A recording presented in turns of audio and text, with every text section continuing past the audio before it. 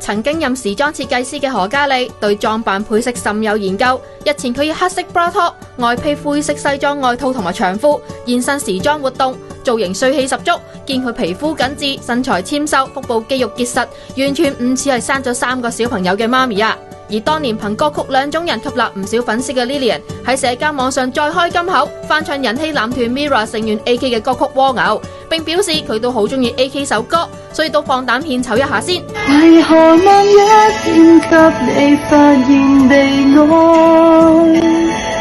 為何萬一天知道你為未來？AK 隨後亦都有回覆大讚好聽，又感謝佢中意蝸牛。